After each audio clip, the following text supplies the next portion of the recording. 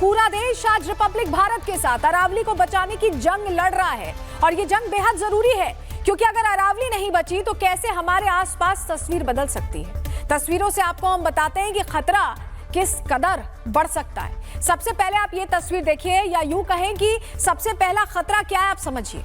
अगर अरावली नहीं बची तो कुछ इस तरह बच्चों को मास्क लगाकर स्कूल जाना पड़ेगा, क्योंकि अरावली रेगिस्तान की रेत को रोकती है। और अगर अरावली पर संकट आया तो रेगिस्तान की ये महीन रेत सीधे हमारे शहरों तक पहुंचेगी। हवा में हर समय धूल रहेगी और सांस लेने के लिए ऑक्सीजन मास्क ही तब एकमात्र विकल्प होगा। तो यह खतरा नंबर 1 है। अब चलिए दूसरे खतरे की बात कर लेते हैं। दूसरी तस्वीर आपके सामने ये रख रहे हैं, देखिए, क्योंकि अगर अरावली नहीं बचती है तो अस्पताल भी ऐसे ही कम पड़ जाएंगे, क्योंकि अगर अरावली नहीं होगी तो हवा में PM 2.5 और PM 10 कण बढ़ेंगे, जिससे सांस लेना बहुत मुश्किल हो जाएगा। लगातार धूल प्रदूषण से अस्थमा और फेफड़ों की बीमारियां हो सकती हैं, तेजी से बढ़ सकती हैं। बच्चों और बुजुर्गों पर इसका सीधा असर होगा और इसके बाद शायद अस्पतालों में बेड भी कम पड़ जाएं, ऐसी स्थिति हो जाए। चलिए अब तीसरे खतरे की बात कर लेते हैं, क्योंकि अगर अरावली का अस्तित्व खत्म होता है तो वन्य जीवों का अस्तित्व भी खतरे में आ जाएगा। और क्योंकि अरावली की जंगलों का आधार है अरावली ही, ऐसे में अरावली खत्म होने से मिट्टी कटाव बढ़ेगा, नमी घटेगी और बारिश कम होगी, जिसके बाद बिना पानी और स्थिर जमीन के जंगल पनप ही नहीं पाएंगे। ऐसे में शायद ये वन जीव भी खत्म हो जाए और जंगल में शेर सिर्फ फोटो फ्रेम में ही, आपको फोटोज में ही नजर आए। अब अगली तस्वीर आपके सामने रख रहे हैं।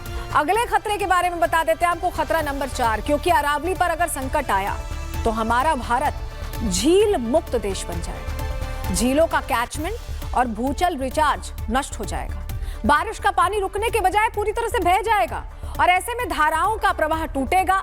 जंगल खत्म होने से बारिश घटेगी, बढ़ती गर्मी से इवेपोरेशन बढ़ेगा, जिससे झीलें धीरे धीरे पूरी तरह सूख जाएंगी और तब ना तो झीलें बचेंगी और ना ही टूरिस्ट आएंगे। अब आपको अगले खतरे के बारे में बताते हैं। खतरा नंबर 5 क्या है ये जान लीजिए, क्योंकि अगर अरावली नहीं बचती है तो बारिश अनियमित हो जाएगी, पानी जमीन में ठहरेगा नहीं। ऐसे में भूजल रिचार्ज बाधित हो जाएगा, मिट्टी कटाव और रेत फैलने से उपजाऊ जमीन बंजर हो जाएगी, जिससे खेती करना नामुमकिन हो जाएगा। मतलब अरावली के ना होने से खेती किसानी भी खत्म हो जाएगी, उसको भी भारी नुकसान पहुंचेगा। और अगली तस्वीर अब आपके सामने रख रहे हैं। अब अगला खतरा क्या है हम समझ लीजिए आप, क्योंकि अगर अरावली नहीं बची तो पानी के लिए तरसना पड़ जाएगा। इसके पीछे की साइंस भी आपको समझाते हैं, क्योंकि अगर अरावली पर हमला होता है तो मॉनसूनी हवाएं बिना रुके आगे निकल जाएंगी, जिससे स्थानीय बारिश घटेगी। दूसरी तरफ जंगल खत्म होने से हवा में नमी कम होगी और बादल बनने की जो प्रक्रिया है वो कमजोर पड़ जाएगी और बढ़ते तापमान और सूखे माहौल के बीच बारिश अनियमित होगी, जिससे लंबे सूखे और अचानक बाढ़ जैसी स्थितियां बनेंगी और तब पीने के पानी के लिए भी देश को कतारों में लगना पड़ सकता है। अब एक और तस्वीर आपको दिखाते हैं, खतरा नंबर 7, क्योंकि अरावली आज खतरे में है, लेकिन इससे आपका भविष्य कैसे खतरे में आ सकता है आप ये तस्वीर देखिए, क्योंकि अरावली के ना होने पर तापमान बढ़ जाएगा और दिन भर धूल के तूफान चला करेंगे। दरअसल अरावली राजस्थान के लिए सुरक्षा की दीवार है और ये रेगिस्तान से आने वाली गर्म धूल भरी हवाओं को रोकती है। और अगर ये दीवार ढह गई तो मंजर कुछ ऐसा ही होगा जो हम आपको तस्वीर में दिखा रहे हैं। देखिए, ये तमाम तस्वीर हकीकत बन सकती है।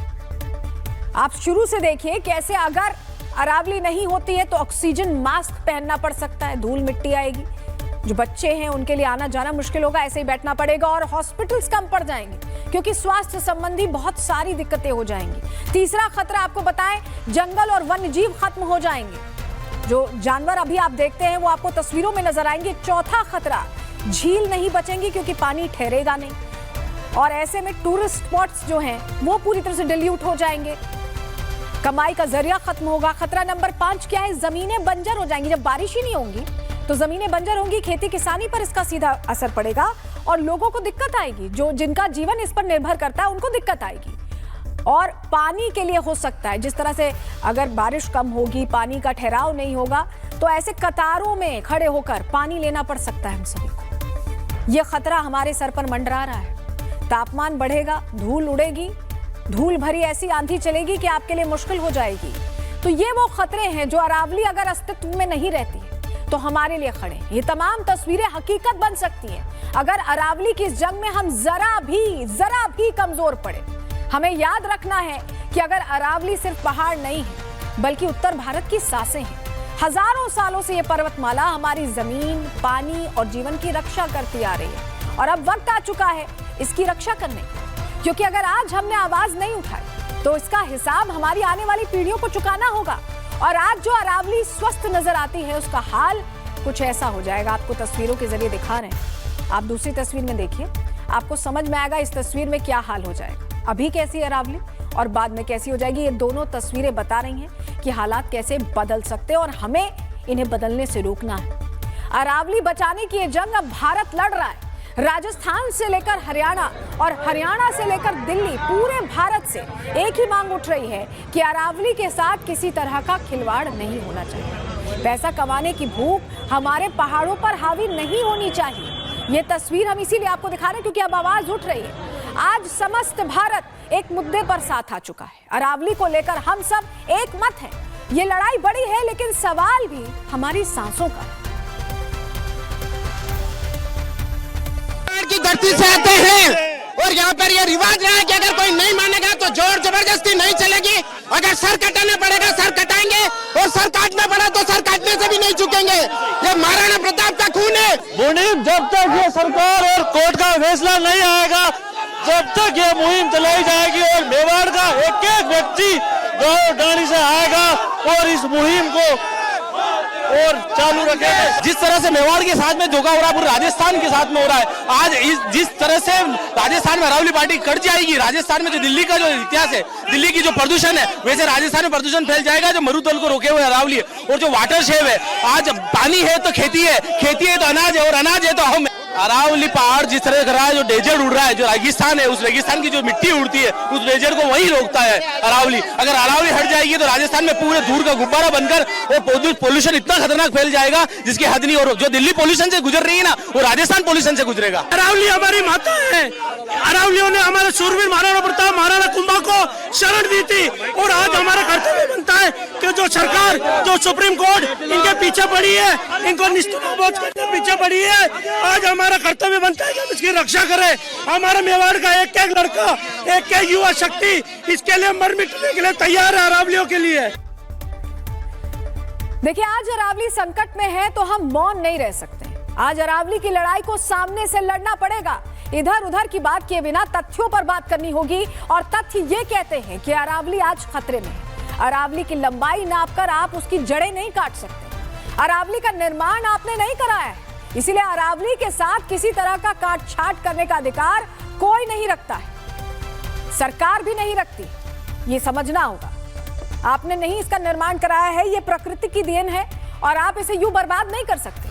अरावली के दर्द को समझना होगा क्योंकि अरावली 650 किलोमीटर लंबी पर्वत श्रृंखला है जो गुजरात, राजस्थान, हरियाणा और दिल्ली से होकर गुजरती है।